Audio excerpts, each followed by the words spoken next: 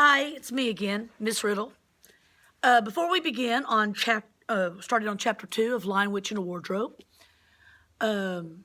please hit the subscription button and the like button so I can stay on YouTube. I'm enjoying it, and I hope you are also. So please help me stay on by putting, excuse me, like on. So if you like this video, please hit the like button. Thank you. And with your parents' permission, subscribe. So we will start chapter 2. Good evening, said Lucy. But the fawn was so busy picking up his parcels that at first he did not reply. When he had finished, he made a little bow. Good evening, said the fawn. Excuse me, I don't want to be inquisitive, but should I be right in thinking that you are a daughter of Eve? My name's Lucy, she said, not quite understanding. But forgive me, you are what they call a girl? Of course I'm a girl. You are, in fact, human? Of course I'm human, said Lucy, still puzzled. To be sure, said the fawn. How stupid of me. But I've never seen a son of Adam or daughter of Eve before. I am delighted to say... Delight. Allow me to introduce myself. My name is Tumas. I am very pleased to meet you, Mr. Tumas. And may I ask, O Lucy, daughter of Eve, how you come into Narnia? Narnia? What's that? This is the land of Narnia, where we are now. All that lies between the lamppost and the great castle of Carpaval on the eastern sea. And you have come from the wild woods of the west? I got in through the wardrobe in the spare room. Ah, said Mr. Tumas, if only I had worked harder at geography when I was a little fawn, I should no doubt know all about these strange countries. It is too late now. But they aren't countries at all. It's only just back there. At least, I'm not sure. It is summer there. Excuse me. Meanwhile, said Mr. Tumas, it is winter in Narnia, and has been for ever so long, and we shall both catch cold if we stand here talking in the snow. Daughter of Eve from the far land of Sparehome, where eternal summer reigns around the bright city of Wardrobe, how would it be if you came and had tea with me? Thank you very much, Mr. Tumas, said Lucy, but I was wondering whether I ought to be getting back. It's only just around the corner, and there'll be a roaring fire and toast and sardines and cake.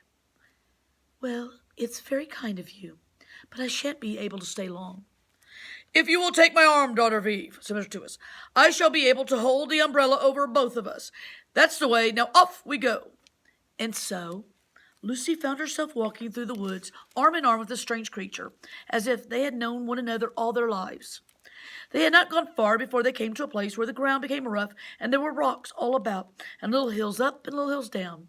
At the bottom of one small valley, Mr. Tumas turned suddenly aside as if he were going to walk straight into an unusually large rock. But at the last moment, Lucy found he was leading her into the entrance of a cave. As soon as they were inside, she found herself blinking in the light of the wood fire. Then Mr. Tumas stooped, took a flaming piece of wood out of the fire with a neat pair of tongs, and lit a lamp. Now we shan't be long, he said, and immediately he put on a kettle. Lucy, though she had never been in, thought she had never been in a nicer place. It was a little dry, clean cave of reddish stone with a carpet on the floor and two little chairs, and a table and dresser and a mantelpiece over the fire, and above that a picture of an old fawn with a gray beard. In one corner there was a door which Lucy thought must lead to Mr. Tumas's bedroom, and on one wall was a shelf full of books. Lucy looked at these while he was setting out the tea things. The books had titles like The Life and Letters of Signless, or Nymphs and Their Ways. Another title, Men, Monks, and Gamekeepers, a Study in Popular Legend. Or another title, Is Man a Myth? Now, daughter of Eve, said the fawn, and really it was a wonderful tea. There was a nice brown egg, lightly boiled, for each of them, and then sardines on toast, then butter toast, and then toast with honey, and then sugar-top cake. And when Lucy was tired of eating, the fawn began to talk. He had wonderful tales to tell of life in the forest. He told about the midnight dances and how nymphs who lived in the wells and dryads who lived in the trees came out to dance with the fauns, about long hunting parties after the milk-white stag. A stag is a deer. Who could give you wishes if you caught him. Excuse me. Now, that it isn't always winter now, he added gloomily. Then to cheer himself up, he took out from its case on the dresser a strange little flute that looked as if it were made of straw and began to play. And the tune he played made Lucy want to cry and laugh and dance and go to sleep all at the same time. It must have been hours later when she shook herself and said, "Oh, Mr. Toombs, I'm so sorry to stop you. And I do love that tune, but really I must go home. I only meant to stay a few minutes." "It's no good now, you know," said the fawn, laying down his flute and shaking his head. "No good," said Lucy. "What do you mean? I've got to go home at once. The others will be wondering what has happened to me." "Mr. Toombs, whatever is the matter?" For the fawn's brown eyes had filled with tears. "I am so very sorry." Mr. Toombs, don't. What is the matter? Aren't you well, dear Mr. Toombs? Do tell me what is wrong." But the fawn continued to sob as if his heart would break. "Mr. Toombs," Lucy handed him a handkerchief. "Stop it at once. You ought to be ashamed of yourself, a great big fawn like you. What on earth are you crying about?" "Oh, I'm crying because I'm such a bad fawn." "I don't think you're a bad fawn at all. I think you're a very good fawn. You're the nicest fawn I've ever met." "Oh, you wouldn't say that if you knew. No, I'm a bad fawn. I don't suppose there ever was a worse fawn since the beginning of the world." "But what have you done?" "My old father now, that's this picture over the mantelpiece. He would never have done a thing like this." "A thing like what?" "Like what I've done. Taken the service under the White Witch. That's what I am. I am in the pay of the White Witch." "The White Witch? Who is she?" "Why, it is she that's got all Narnia under her thumb. It's she that makes it always winter, never Christmas. Think of that." "How awful. But what does she pay you for?" "That's the worst of it. I am a kidnapper for her. That's what I am. Look at me, daughter of Eve. Would you believe that I'm the sort of fawn to meet a poor innocent child in the woods, one that has never done me any harm, and pretend to be friendly with it, and invite it home to my cave, all for the sake of lulling it to sleep, and then handing it over to the White Witch?" "No, I'm sure you wouldn't do anything of the sort." "But I have." "Well," said Lucy, "well, that was pretty bad. But you're so sorry for it that I'm sure you will never do it again." "Daughter of Eve, you don't understand. It isn't something I have done. I'm doing it now, this very moment." "Well, what do you mean?" "You are the child," said Mr. Toombs. "I had orders from the White Witch that if ever I saw a son of Adam or a daughter of Eve in the woods, I was to catch them and hand them over to her. And you are the first I've ever met, and I pretend to be your friend and ask you to tea, and all the time I've been meaning to wait till you were asleep and go tell her." "Oh, but you won't, Mr. Toombs. You won't, will you? Indeed, you really mustn't." "And if I don't, she's sure to find out. She'll have my tail cut off and my horns sawn off and my beard plucked out, and she'll wave her wand over my beautiful cloven hooves and turn them into horrid solid hooves like a wretched horse's. And if she is extra and especially angry, she'll turn me into stone, and I shall only be a statue of a fawn in her horrible house until 4 thrones of carpet of all are filled. And goodness knows when that will happen, or when it will ever happen at all." I'm very sorry, Mr. Toombs. But please let me go home." "Of course I will. Of course I've got to. I see that now. I hadn't known what humans were like before I met you. Of course I can't give you up to the witch. Not now that I know you. But we must be off at once. I'll see you back at the lamppost. I suppose you can find your own way from there back to the spare omen wardrobe." "I'm sure I can," said Lucy. "We must go as quietly as we can," said Mr. Toombs. "The whole woods is full of her spies. Even some of the trees are on her side." They both got up and left the tea things on the table, and Mr. Toombs once more put up his umbrella and gave Lucy his arm, and they went out into the snow. The journey back was not at all like the journey to the fawn's cave. They stole along as quickly as they could, without speaking a word, and Mr. Toombs kept to the darkest places. Lucy was relieved when they reached the lamp post again. "Do you know your way from here, daughter of Eve?" Lucy looked very hard between the trees and could just see in the distance a patch of light that looked like daylight. "Yes," she said, "I can see the wardrobe door." "Then be off home as quick as you can. And can you ever forgive me for what I meant to do?" "Why, of course I can," said Lucy. "And I do hope you won't get into dreadful trouble on my account." "Farewell, daughter of Eve. And perhaps may I keep the handkerchief?" I rather you would," said Lucy. And then she ran towards the far-off patch of daylight as quickly as her legs would carry her. And presently, instead of rough patches brushing past her, she felt coats. Instead of crunching snow under her feet, she felt wooden boards. And all at once she found herself jumping out of the wardrobe into the same empty room from which the whole adventure had started. She shut the wardrobe door tightly behind her and looked around, panting her breath. It was still raining, and she could hear voices of the others in the hallway. "I'm here," she shouted. "I'm here. I've come back. I'm all right."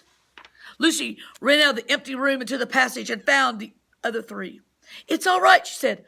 "I've come back." "What on earth are you talking about, Lucy?" said Susan. "Why," said Lucy, "haven't you all been wondering where I was?" "So you've been hiding, have you?" said Peter. "Poor old Lou, hiding and nobody noticed. You'll have to hide longer than that if you want people to start looking for you." "But I've been away for hours," said Lucy, and the others all stared at one another. "Batty," said Edmund. "Quite batty." "What do you mean, Lou?" said Peter. "What I said," said Lucy. "It was just after breakfast when I went into the wardrobe, and I've been away for hours and hours and had tea, and all sorts of things have happened." "Don't be silly, Lucy," said Susan. "We've only just come out of that room a moment ago. You were there then." "She's not being silly at all," said Peter. "She's just making up a story for fun, aren't you, Lou? And why shouldn't she?" "No, Peter, I'm not," she said. It's a magic wardrobe. There's a woods inside it, and it's snowing, and there's a faun and a witch, and it's called Narnia. Come and see." The others did not know what to think, but Lucy was so excited they all went back with her into the room. She rushed ahead of them, flung open the door of the wardrobe, and cried, "Now, go in, see for yourselves." "Why, you goose," said Susan, putting her head inside, pulling the coats apart. "It's just an ordinary wardrobe. Look, there's the back of it." Then everyone looked in, pulled the coats apart, and they all saw, Lucy herself saw, a perfectly ordinary wardrobe. There was no woods, no snow, only the back of the wardrobe. Peter went in, rapped his knuckles on it to make sure it was solid. "A jolly good hoax, Lou," he said. "You have really taken us in. I must admit, we half believed you." "But it wasn't a hoax at all," said Lucy. "Really and truly. It was all different a moment ago. Honestly, it was. I promise." "Come, Lou," said Peter. "That's going a bit far. You've had your joke, hadn't you better drop it now?" Lucy grew very red in the face and tried to say something, though she hardly knew what she was trying to say, and burst into tears. For the next few days she was very miserable. She could have made it up with others quite easily at any moment if she could have brought herself to say that the whole thing was only a story made up for fun. But Lucy was a very truthful girl, and she knew she was really in the right. She could not bring herself to say this. The others, who thought she was telling a lie, and a silly lie too, made her very unhappy. The two older ones did this without meaning to, but Edmund could be spiteful. Spiteful means bullying, mean. And on this occasion, he was spiteful. He sneered and jeered. It means he teased her, kept on teasing her, at Lucy, and kept on asking her if she had found other new countries in other cupboards all over the house. What made it worse was that these days ought to have been delightful. The weather was fine, and they were out of doors from morning to night, swimming, fishing, climbing trees, lying in the heather. That means lying in the grass. But Lucy could not properly enjoy any of it. So things went on until the next wet day, the next rainy day. That day, when it came to the afternoon, and there was still no sign of a break in the weather, they decided to play hide and seek. Susan was it, and as soon as the others scattered to hide, Lucy went to the room where the wardrobe was. She did not mean to hide in the wardrobe, because she knew that would only set the others talking again about the whole wretched business. But she did want to have one more look inside it, for by this time she was beginning to wonder herself whether Narnia and the faun had not been a dream. The house was so large and complicated and full of hiding places that she thought she would have time to have one look into the wardrobe and then hide somewhere else. But as soon as she reached it, she heard steps in the passage outside. Passage meaning hallway. And then there was nothing for it but to jump into the wardrobe and hold the door closed behind her. She did not shut it properly because she knew it's a very silly to shut oneself into a wardrobe, even if it's not a magical one. Now the steps she heard were those of Edmund, and he came into the room just in time to see Lucy vanish into the wardrobe. He at once decided to get into it himself, not because he thought it a particularly good place to hide, but because he wanted to go on teasing her about her imaginary country. He opened the door. There were coats hanging up as usual, and the smell of mothballs, and darkness and silence, but no sign of Lucy. She thinks I'm Susan come to catch her, he thought. So she's keeping very quiet in the back. He jumped and shut the door, forgetting how very foolish thing this is to do. And he began feeling about for Lucy in the dark. He'd expect to find her in a few seconds, because it's, a wardrobe, a piece of furniture he jumped into. But was surprised when he did not. He decided to open the door again and let in some light, but he could not find the door either. He didn't like this at all and began groping wildly in every direction. He even shouted, "Lucy, Lou, where are you? I know you're here." There was no answer, and Edmund noticed that his own voice had a curious sound, not the sound you expect in a cupboard, but the kind of open-air sound. He also noticed that it was unexpectedly cold. Then he saw a light. "Thank goodness," said Edmund. The door must have swung open on its own accord. He forgot all about Lucy and went towards the light, which he thought was the open door of the wardrobe. But instead of finding himself stepping out into the spare room, he found himself stepping out from the shadow of some thick, dark fir trees into an open place in the middle of the woods. There was a crisp, dry snow under his feet, and more snow lying on the branches of trees. Overhead there was a pale blue sky, and straight ahead of him he saw between the tree trunks the sun rising, very red and clear. Everything was perfectly still, as if he were the only living creature in this country. Now he remembered that he had been looking for Lucy, and also how unpleasant he had been to her about her imaginary country, which now turned out to be imaginary at all. He thought that she must be somewhere quite close, and he shouted, "Lucy! Lucy, I'm here! Edmund!" There was no answer. She's angry about all the things I've been saying lately, he thought, and though he did not like to admit it, that he had been wrong, he also did not like being alone in this strange, cold, quiet place. So he shouted again, "I say, Lou! I'm sorry I didn't believe you. I see now you were right all along. Do come out. Make it Pax." Pax in England means hurry. Please hurry. Make it quick. Still, there was no answer. Just like a girl, Edmund said to himself. Sulking somewhere and won't accept an apology. He looked around again, decided he did not like this place, and had almost made up his mind to go home when he heard very far off in the woods the sound of bells. He listened, and the sound came nearer, and at last there swept into sight a sleigh drawn by 2 reindeer. The reindeer were about the size of Shetland ponies, and their hair was so white that even the snow hardly looked white compared with them. Their branching horns were gilded and shone like something on fire when the sunrise caught them. Their harness was of scarlet leather and covered with bells, scarlet red. So on the sleigh driving the reindeer sat a fat dwarf who would have been about 3 feet high. That'd be about this high. If he had been standing. He was dressed in polar bear fur, and on his head he wore a red hood with a long gold tassel hanging down from its point. His huge beard covered his knees and served him instead of a rug. So instead of a blanket. Yeah. So his beard covered him like a blanket. But behind him, on a much higher seat in the middle of a sleigh, sat a very different person, a great lady, taller than any woman that Edmund had ever seen.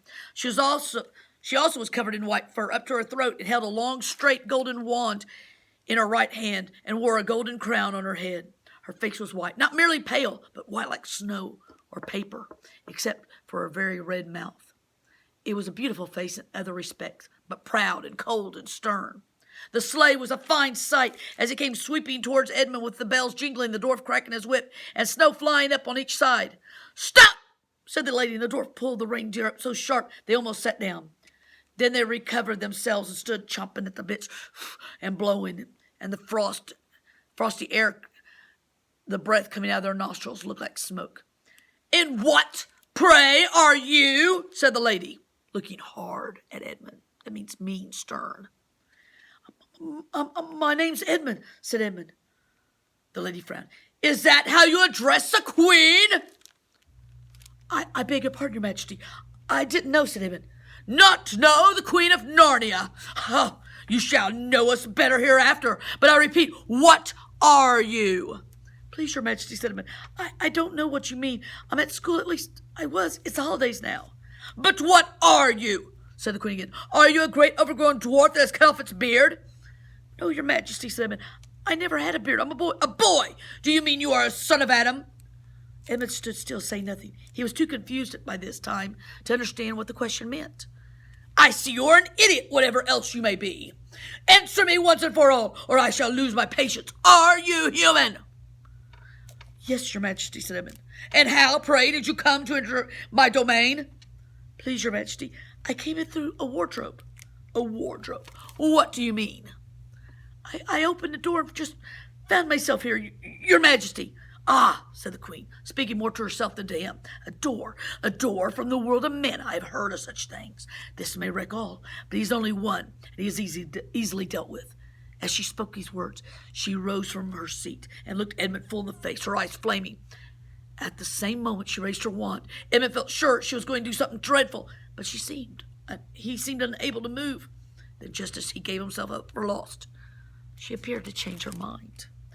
My poor child, she said in quite a different voice. Think about why she's changed her tone. Think about it. How cold you look. Come, sit with me here, up on the sleigh. I will put my mantle around you, and we will talk. Mantle's like a large robe. Edmund did not like this arrangement at all, but he dared not disobey. He stepped on the sleigh and sat at her feet. She put a fold of her fur mantle around him and tucked him in well. Perhaps something hot to drink, said the Queen. Should you like that? Yes, please, Your Majesty, said Edmund, whose teeth were chattering. The Queen took from somewhere among her wrappings a very small bottle, which looked as if it were made of copper. Then, holding out her arm, she let one drop fall from it onto the snow beside the sleigh. Edmund saw the drop for a second in midair, shining like a diamond. But the moment it touched the snow, there was a hissing sound, and there stood a jeweled cup full of something that steamed. The dwarf immediately took this and handed it to Edmund with a bow and a smile. Not a very nice smile. Edmund felt much better as he began to sip the hot drink. It was something he had never tasted before. Very sweet and foamy and creamy, and it warmed him right down to his toes. It is dull, son of Adam, to drink without eating. What would you like best to eat? Turkish delight, please, Your Majesty, said Edmund. It's, look it up online, what Turkish delight is. It's a candy, The Queen let one drop fall from her bottle onto the snow, and instantly there appeared a round box tied with green silk ribbon, which, when opened, turned out to contain several pounds of the best Turkish delight. Each piece was sweet and light to the very center, and Edmund had never tasted anything more delicious. He was quite warm now and very comfortable. While I was eating, the Queen kept asking him questions. At first, Edmund tried to remember that it's rude to speak with one's mouth full. But soon he forgot about this and thought only of trying to shovel down as much Turkish delight as he could. And the more he ate, the more he wanted to eat. And he never asked himself why the Queen should be so inquisitive. She got him to tell her that he had one brother and two sisters, and that one of his sisters had already been in Narnia and had met a faun there, and that no one except himself and his brother and his sisters knew anything about Narnia. She seemed especially interested in the fact there were 4 of them, and kept on coming back to it. You are sure there are just 4 of you? 2 sons of Adam, 2 daughters of Eve, neither more nor less. And with his mouth full of Turkish delight, Edmund kept saying, Yes, I told you that already before. And forgetting to call her Your Majesty, but she didn't seem to care now. At last the Turkish delight was all finished, and Edmund was looking very hard at the empty box, and wishing that she would ask him whether he would like some more. Probably the Queen knew quite well what he was thinking, for she knew, though Edmund did not, that this was enchanted Turkish delight. What does the word enchanted mean? If you said magical, you're right. And that anyone who had once tasted it would want more and more of it, and would even, if they were allowed, go on eating it till they killed themselves. But she did not offer him any more. Instead, she said to him, Son of Adam, I should so much like to see your brother and your 2 sisters. Will you bring them to me? I'll try, said Edmund, still looking at the empty box. Because if you did come again, bringing them with you, of course, I'd be able to give you some more Turkish delight. I can't do it now. The magic will only work once. In my own house. it would be another matter. Why can't we go to your house now, said Edmund. When he had first got on the sleigh, he had been afraid that she might drive away with him to some unknown place from which he would not be able to get back, but he had forgotten about that fear now. It's a lovely place, my house, said the Queen. I am sure you would like it. There are whole rooms full of Turkish delight, and what's more, I have no children of my own. I want a nice boy whom I could bring up as a prince, and who would be king of Narnia when I am gone. Well, he was prince. He would wear a gold crown and eat Turkish delight all day long. You are much the cleverest and handsomest young man I've ever met.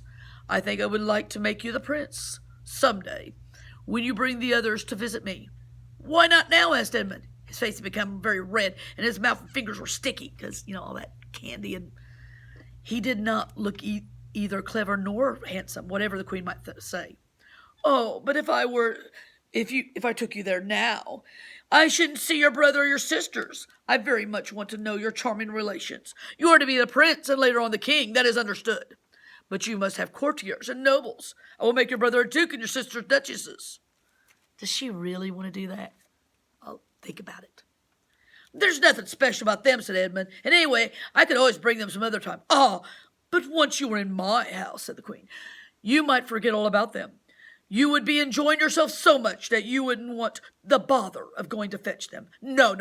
You must go back to your own country now and come to me another day with them. You understand. It is no good coming without them. But I don't even know my way back to my own country, said Edmund. That's easy, said the Queen. Do you see that lamp? She pointed with her wand, and Edmund turned and saw the same lamppost under which Lucy had met the fawn. Straight on, beyond that, is the way to the world of men. And now look the other way. Here she pointed the opposite direction. And tell me if you can see two little hills rising above the trees. I think I can, said Edmund. Well, my house is between those hills. So next time you come, you have only to bring the lamppost and look for those two hills and walk through the woods till you reach my house. You had better keep to the river on your right when you get to it. But remember, you must bring the others with you. I might have to be very angry with you if you come alone. I'll do my best, said Edmund. And by the way, said the Queen, you needn't tell them about me. It would be fun to keep it a secret between the two of us, wouldn't it?